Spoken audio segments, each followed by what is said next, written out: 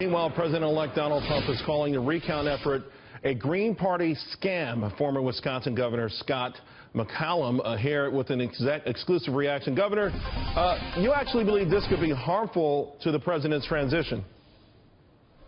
I do. You're taking resources and time being diverted to something else that is a distraction on preparing for governing. Wisconsin is not going to see a change. And there are 22,000 votes was the margin of victory. There may be at most a few hundred vote change. It is not going to change the ultimate results. My concern, Charles, is not just, we've got optical scanning. You can track every vote in the state of Wisconsin. So there's not going to be much of a change with this optical scanning taking place and accounting, and it can go fairly quickly in the recount. My concern is there are always anomalies. There are always going to be some differences, something that's occurred in the course of a campaign. Example is the last statewide recount in a judicial race. You had 12 nuns that were cloistered that voted, and they hadn't sealed the envelope correctly, and they ended up having to throw those votes out.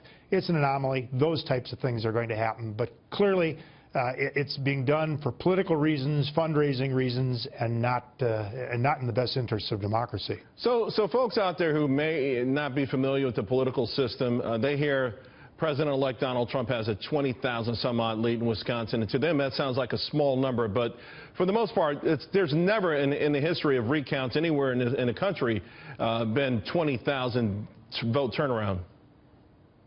No, not only the size of the margin of victory will not be overcome. The fact is we've constantly improved the way of accounting for votes.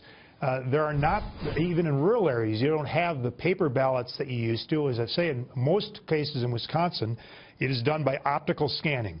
So it's the margin is filled in who you want to vote for. It's put in, electronically counted. It could be counted by hand if they want to, but it's fairly easy to track these things and to make sure the counting is done correctly. Governor, your assessment then, Jill Stein particularly being the one that pushes this, she raises more money in 48 hours than she did throughout the election campaign.